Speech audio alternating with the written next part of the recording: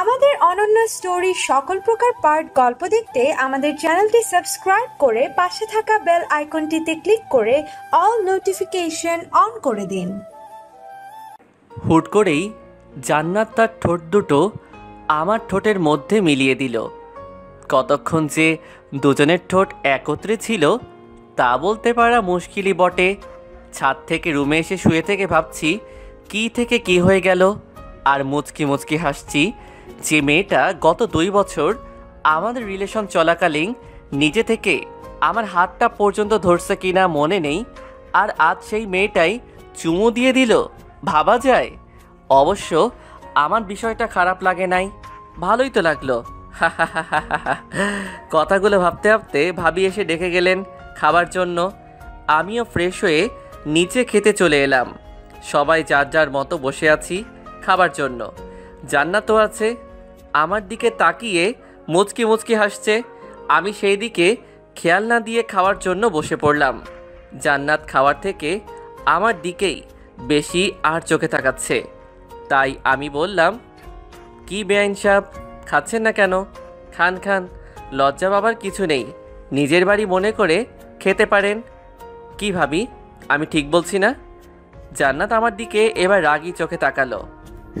ঠিকই তো বলছিস। কি রে জান্নাত, খাচ্ছিস না কেন? এই তো খাইতেছি তো আপু। আর বেআই মশাই লজ্জা পাবো কেন?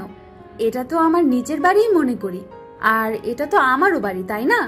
মনে মনে বললাম, আজ বেআইন ডাকছো, কাল যদি তোমায় বউ না ডাকাতে পারি তবে আমার নামও জান্নাত না, বলে রাখলাম। তোরা খাবার সময় কি শুরু করলি? আর ছোট আব্বাজান? আম্মু মাঝে মাঝে আমাকে ছোট আব্বাজান বলে ডাকে। জি আম্মু বলো। তোর খালাম্মা আজ ফোন দিয়েছিল, তোকে যাইতে বলছে। কিন্তু আম্মু, আমি এখন কিভাবে যাব? কেন বাবা, কেন যাইতে পারবা না? আমি তো তোমার ফোন টেপা আর ঘুরে বেড়ানো ছাড়া আর কোনো কাজ দেখি না, তাহলে কেন যাইতে পারবা না? উপায় নাই, এখন যেতেই হবে। ঠিক আছে, কবে যাইতে হবে? কাল সকাল সকাল বেরিয়ে পড়বি, আর 4-5 দিন থেকে তারপর বাড়িতে আসবি। তোর খালা মনির কাছ থেকে আবার যেন শুনতে হয় না তুই বাড়ি আসার জন্য তার কাছে বায়না করছিস। ঠিক আছে, 4-5 দিন থেকে তারপর বাড়িতে আসবো। এবার খুশি? খুশি। জান্নাত মা, তুমি তাহলে সকাল সকাল রেডি হয়ে থাকো মা। মা ঠিক আছে। বুঝলাম না আম্মু, জান্নাত রেডি থেকে কি করবে? আর ওই, আপনি আমার আম্মুরে মা ডাকছেন কেন? জান্নাত তো তোর সাথে যাবে। আমি মা বলে ডাকবো, তাতে আপনার কি? আমি মনে মনে বললাম, মা তো আজ না হয় কাল থেকে ডাকতেই হবে, আমি না হয় এখন থেকেই ডাকা শুরু করলাম। আমার বোকা বরটা বোঝেও না। আর একবার শুধু কাল তোমার সাথে বেরোতে পারি, তারপর দেখো তোমায় কেমন না জানো না চাই। আমি আর কি কমু, সবই তোমাদের ইচ্ছা। পরদিন সকাল 8টায় রেডি হয়ে বাইকে দাঁড়িয়ে আছি। কিছুক্ষণ পর জান্নাত আসলো, সাথে আম্মু আর ভাবি। তাদের কাছে থেকে বিদায় নিয়ে বাইকটা নিয়ে বেরিয়ে পড়লাম। গাড়ির আপন গতিতে গাড়ি চলছে, কিন্তু আমাদের কারোর মুখেই কোনো কথা নেই। নীরবতা ভেঙে জান্নাত বলল, কি হলো, কথা বলছো না কেন? কি বলবো?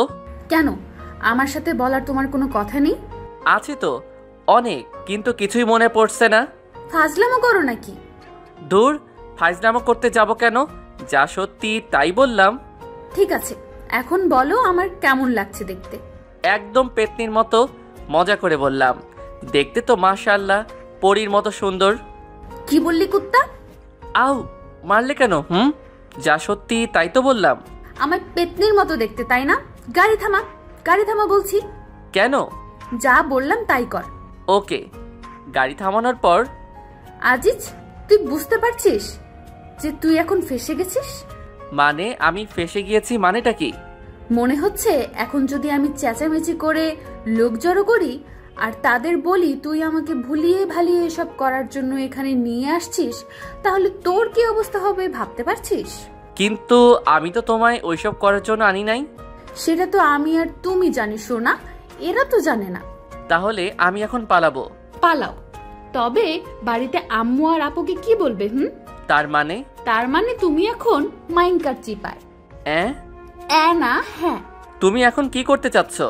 বেশি কিছু না, শুধু আমি যা যা বলবো তোমায় তাই তাই করতে হবে। কি করতে হবে? আমরা যখন তোমার খালামনির বাসায় যাব তখন তো তিনি জানতে চাইবেন আমি তোমার কি হই। তখন তুমি কি বলবে আমি তোমার কি হই? কেন বলবো বেআইন? না, বেআইন না। তাহলে কি বলবো? তুমি আমার এক্স গার্লফ্রেন্ড এইটা বলবো? ধুর বোকা, এটা বলতে যাবে কেন? তাহলে কি বলবো সেইটা তো বলো, এত পেঁচাও কেন? খালামণিকে বলবে আমি তোমার একমাত্র দুষ্টু মিষ্টি আদরের বউ। মানে কি? তুমি তো আমার বউ না? সেটাও শুধু তুমি আর আমি জানি, খালামণি তো জানে না। নেহি কাভি নেহি, আমি এটা বলতে পারবো না। বলতে পারবি না তাই না? লোকজন ডাকবো নাকি? না। তাহলে আমি এখন থেকে তোর কে? বউ। জোরে বল, শুনতে পাই নাই। বললাম তো বউ। এভাবে না, বল যে তুমি আমার একমাত্র বউ, নইলে ডাকবো নাকি? না না, বলছি। বল। তুমি আমার একমাত্র আদরের বউ। এই তো আমার সোনা বর, আমার জানুটা, আমার গুলুমুলু বাবুটা। এখন চলো যাওয়া যাক সোনামোনা। চলো। গাড়ি চলছে তো চলছেই, আর আমি শুধু ভাবছি কি যে হতে চলেছে। আমার খালাম্মা তো একদম সহজ সরল একজন মানুষ। জান্নাতের মতলবটা আমি কিছুই বুঝতে পারলাম না।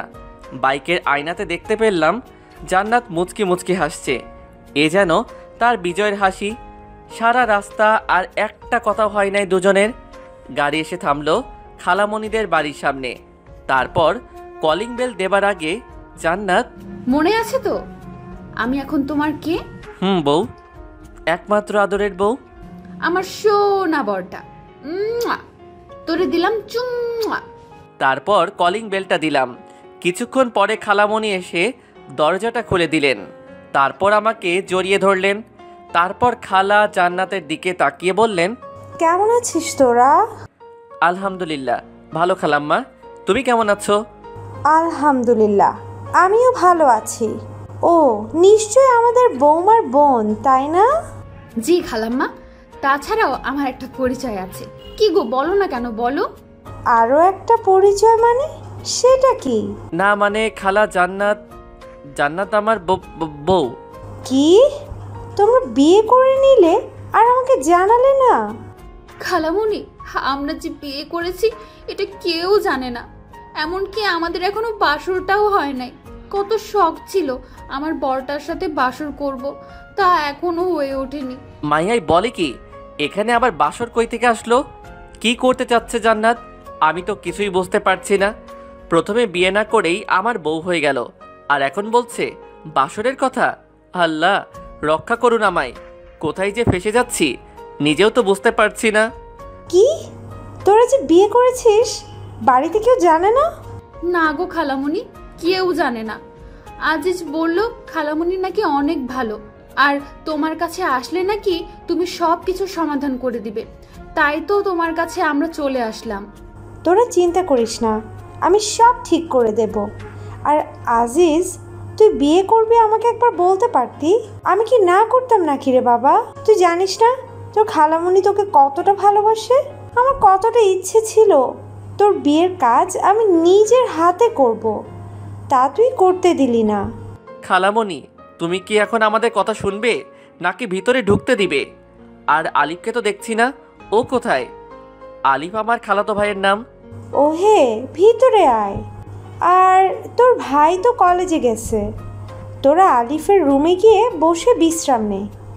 আমি ততক্ষণে তোদের রুমটা গুছিয়ে নেই, কেমন?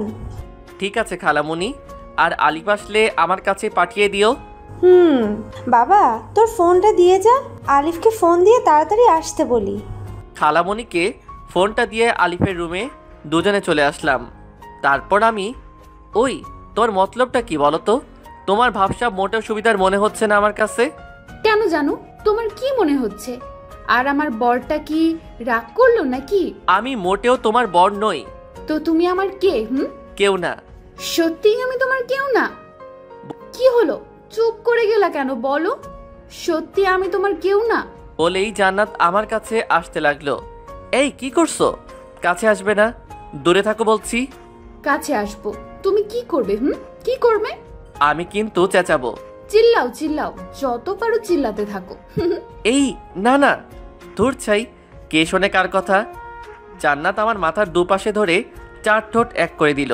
এখন বলো আমি তোমার কে? কাজটা কিন্তু তুমি ঠিক করলে না। ওই কুত্তা, তোরে আমি কি বলি আর তুই কি বলিস? ধুর, ভাল লাগে না। যাও তো, ফ্রেশ হয়ে এসো আগে। যাইতেছি, তারপর কিন্তু বলতেই হবে আমি তোমার কে, নইলে এইবার তোমার ঠোঁট একদম ছিঁড়ে ফেলবো। বলেই জান্নাত চলে গেল। আর আমি ভাবছি কি করতে চাচ্ছে এই মেয়েটা। ভাবতে ভাবতে আলিফ চলে আসলো। আর কিরে ভাইয়া, আসবো? দরজার দিকে তাকিয়ে দেখি আলিফের হাতে কিছু শপিং ব্যাগ। আরে আলিফ, তুই আয় আয়। আর এটা তো তোরই রুম, তুই আসবি, আমাকে জিজ্ঞেস করছিস কেন? আমার রুম। কিন্তু ভাইয়া, রুমে তো তুমি একা নেই, সাথে ভাবিও আছে, তাই না? আর ভাইয়া, এটা তুমি একেবারে ঠিক করলে না। কি ঠিক করলাম না রে ভাই? এই যে বিয়ে করলে না জানিয়ে। তোরে কিভাবে জানাবো রে ভাই? আমি নিজেই জানতাম না যে আমি বিয়ে করেছি, তুই কেমনে জানবি? কিরে ভাইয়া, কথা বলো না কেন? কি ভাবো? আগে জানাইনি তো কি হয়েছে, এখন তো জানলি, তাই না? নাও, এইগুলো নাও, আর তাড়াতাড়ি এগুলো পরে বাইরে আসো। কি এগুলো? তোমার জন্য পাঞ্জাবি আর ভাবির জন্য বেনারসি। কিন্তু এগুলা কেন? আম্মু বললো তোমাকে নাকি বর বেশে দেখবে, তাই তাড়াতাড়ি চেঞ্জ করে চলে আসো। আর এই নাও তোমার ফোন, আম্মু দিল। রেখে যা। কিছুক্ষণ পরে জান্নাত বাথরুম থেকে বেরিয়ে আসলো।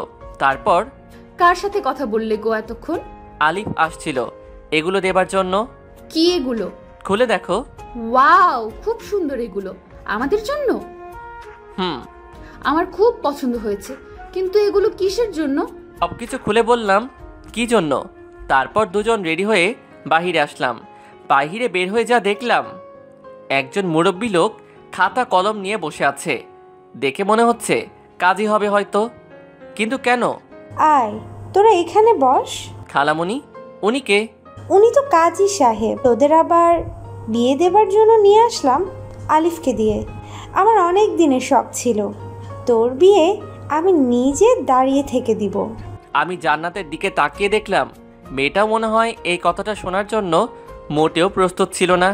মুখটা একদম ফ্যাকাশে হয়ে গেছে, সাথে আমারও একই অবস্থা। কি বলো তুমি খালামণি? আমরা তো একবার বিয়ে করেছি, তাহলে আবার কেন? তোকে বললাম না, তোর বিয়ে আমি নিজে দাঁড়িয়ে থেকে দিতে চেয়েছি। আর তোর আবার বিয়ে করতে সমস্যাটা কোথায়? হ্যাঁ, অন্য কাউকে তো আর তোকে বিয়ে করতে বলছি না, তোর বউকেই তো বিয়ে করতে বলছি। বাবা, তুই আমার জন্য এইটুকু করতে পারবি না? জান্নাত, তুমি তো কিছু বলো এখন খালামণিকে। আমি আর কি বলবো বলো? খালামণি তো আর বেশি কিছু আবদার করে নাই, তাই না? খালামণি, আমরা রাজি। আলহামদুলিল্লাহ। কাজী সাহেব, আপনি বিয়ের কাজ শুরু করুন। আমি কিছুই বুঝতে পারছি না কি থেকে কি হয়ে যাচ্ছে। এখন খালামণিকেও সত্যটা বলতে পারবো না, কারণ সে খুব কষ্ট পাবে। কি করব এখন আমি? এই সব ভাবতে ভাবতে কখন যে কবুল বলে দিয়েছি। অবশেষে জান্নাত আর আমার বিয়েটা হয়ে গেল। রাত 10টা। বাসর ঘরের মধ্যে বসে আছে জান্নাত। আমি দরজাটা খুলে ভিতরে ঢুকে রীতিমতো অবাক হলাম, কারণ ঘরটা অনেক সুন্দরভাবে সাজানো। এত অল্প সময়ে এত কিছু কিভাবে সাজালো খালামণি বুঝতে পারছি না। মনে হচ্ছে আগে থেকে সাজানো ছিল ঘরটা। আরও অবাক হলাম জান্নাতের দিকে তাকিয়ে, কারণ যে মেয়ে সব সময় আমার পিছে পড়ে থাকে সেই মেয়েটা মাথায় ঘোমটা দিয়ে নিচের দিকে তাকিয়ে বসে আছে। ভাবা যায় জান্নাতকে বউ বেশে যেন সুন্দরী অপ্সরার মতো লাগছে। আমি ভয়ে ভয়ে এক পা দুপা করে খাটের দিকে এগিয়ে যেতে লাগলাম। খাটের কাছে যেতেই জান্নাত খাট থেকে উঠে দাঁড়িয়ে আমার কাছে এসে সালাম করতে লাগলো। আমি তার 2 বাহু ধরে দাঁড় করিয়ে বললাম, এই এই কি করো? তুমি এখন আমার স্বামী, সো এটা আমার অধিকার। শুধু অধিকার নয়, বিয়ের রাতে স্বামীর পায়ে ধরে সালাম করা প্রত্যেকটা স্ত্রীর কর্তব্য ও আমাদের সমাজের নিয়ম। তাই আমাকে তুমি এটা থেকে বিরত রাখতে পারো না। কি আর করা, এই মেয়ের সাথে কথায় পারা খুবই মুশকিল। তারপর জান্নাত আবার আমার পা ছুঁয়ে সালাম করে নিল। তারপর, তোমার কি অজু আছে? না থাকলে করে আসো, আমরা 2 রাকাত নামাজ আদায় করব। আমি অজু করে আসছি, তোমার আছে? আছে, আসো তাহলে আমরা নামাজ আদায় করে নিই। জান্নাত 2টা জায়নামাজ বিছিয়ে দিল। আমিও জান্নাত দুজনে নামাজ আদায় করে নিলাম। তারপর নামাজ শেষ করে জান্নাত আবার গিয়ে বিছানাতে বসে পড়ল। আমি আমার টুপি ও পাঞ্জাবিটা খুলে বিছানার দিকে এগিয়ে যেতে লাগলাম। বিছানার কাছে যেতেই জান্নাত একটা বালিশ হাতে নিয়ে আমার দিকে ঢিল মেরে দিয়ে বলল, একদম বিছানার দিকে আসবে না। কেন, কি হলো আবার মেয়েটার? কারণ তুমি ওই সোফায় গিয়ে ঘুমাবে আর আমি এই বিছানায়। বুঝলাম না, তুমি বিছানায় ঘুমাবে আর আমি সোফায় ঘুমাবো? কিন্তু কেন? আমাদের তো বিয়ে হয়ে গেছে, আমরা এখন স্বামী স্ত্রী, তাহলে একসাথে ঘুমালে সমস্যাটা কোথায়? কারণ তুমি তো আর একা না, তাই না? কারণ তোমার তো অনেক বান্ধবী আছে। ভার্সিটিতে রিয়া আপু, তারপর দেখলাম নাদিয়া নামের ওই পেতনি, আর এখন সামিরা আপু তোমার কথা বলে। তার সাথে আমার যখনই কথা হয়। কি বলো এগুলো? তুমি জানো আমি কত কষ্টে সেদিন রিয়াকে ফাঁকি দিয়ে আসছি। রিয়াকে যদি ভালোই বাসতাম তাহলে কি আর তাকে ওইভাবে অবহেলা করতাম? সে না হয় বুঝলাম, কিন্তু নাদিয়া আর সামিরা আপু, তুমি সেদিন নাদিরার সাথে কি কথা বললে যা আমার সামনে বলা যেত না? এই কথা এটা সেই দিন জিজ্ঞেস করলেই তো বলে দিতাম। এর জন্য আমার পাগলিটা অভিমান করে আছে? সেদিন বলো নাই তো এখন বলো। একদম মিথ্যা কথা বলবে না, তাহলে কিন্তু। আচ্ছা শোনো তাহলে, নাদিয়া আমার স্কুল জীবনের বান্ধবী, আর তোমার বেস্ট ফ্রেন্ডের ভাইয়ের গার্লফ্রেন্ড। ঠিক বুঝলাম না, তোমার বেস্ট ফ্রেন্ড তো নাবিলা, আর নাবিলার ভাই তো বুলবুল ভাইয়া। তার মানে নাদিয়া আপু বুলবুল ভাইয়ের গার্লফ্রেন্ড? মাই ডিয়ার বউ, তোমার আর আমার মধ্যে যেমন মনোমালিন্য হয়েছিল ঠিক তেমনি ওদের মধ্যেও একই অবস্থা হয়েছিল। তাই আমি তাদের সব কিছু ঠিক করে দিলাম। আর তুমি তো জানোই তোমার সামিরা আপুর বয়ফ্রেন্ড আছে, তাহলে? আর সামিরা আমার একজন ভালো ফ্রেন্ড, বুঝতে পারলেন বউ? বলেই বালিশটা হাতে নিয়ে সোফার দিকে যেতে লাগলাম আর বললাম, তাহলে আমি কি এখন সোফাতেই ঘুমাবো? কেন? তুমি তো বললে আমি যেন বিছানাতে না যাই। আমি আমি কখন তোমাকে বললাম? এইমাত্র বললে। ও, বুঝতে পারছি, তুমি তো আমায় ভালোই বাসো না, তাই তো সোফায় ঘুমাতে চাইছো না, তাই না? বুঝি তো, সব বুঝি। ও, এখানেও আমার দোষ হয়ে গেল, তাই না? নিজের কাঁধে কখনোই দোষ নিবা না। আমার বর থাকতে আমি কেন দোষ নিতে যাব? হয়েছে, আমার বরটার আর মন খারাপ করে থাকতে হবে না। আসো সোনামণি, তোমায় একটু আদর করে দেই। বলেই এক লাফে সোজা জান্নাতের কোলে মাথা রেখে শুয়ে পড়লাম। আর জান্নাত আমার মাথায় হাত বুলিয়ে দিতে লাগলো। আচ্ছা জান্নাত, ধরো যদি আমি সত্যি ওদের একজনের সঙ্গে প্রেম করতাম তাহলে কি করতে? তোমার মাথার সব চুলগুলো ন্যাড়া করে দিতাম, হাত পা ভেঙে দিতাম, আর নাকে ঘুষি মেরে নাক ফাটিয়ে দিতাম। ওরে বাবা, এত কিছু করতে? তখন তো আমায় কেমন বাজে দেখা যেত। তখন তাতে আমার কি? তখন তো সবাই বলতো, দেখ দেখ জান্নাতের বরটাকে কেমন বাজে দেখা যায়। বলতো, কিন্তু কেউ তো আর তোমায় আমার থেকে আলাদা করতে পারতো না। বাহ, তোমার মাথায় তো সেই লেভেলের বুদ্ধি। তা আমায় কি এখন অমন করবে নাকি, যাতে আমার দিকে কেউ নজর না দেয়? না, তা করব না, তবে এমন কিছু করব যাতে করে কেউ তোমার উপর নজর দিলেও তোমার নজর যেন তাদের উপর না পড়ে। সেটা কিভাবে? আমার বেবি লাগবে, একদম ফুটফুটে কিউট বাচ্চা, যাতে তুমি তার কথা চিন্তা করে হলেও আমাদেরকে ছেড়ে না যাও। বলেই কেঁদে দিল আমার বুকের উপর মুখ লুকিয়ে। ধুর পাগলি, তোমাকে ছাড়া আমি বাঁচবই না। ছেড়ে যাওয়া তো দূরের কথা, জান্নাতুলকে জড়িয়ে ধরে তার কপালে একটা চুমু দিয়ে, সত্যি তো? কখনো আমাকে ছেড়ে যাবে না তো? নেহি বউ, কাবি নেহি।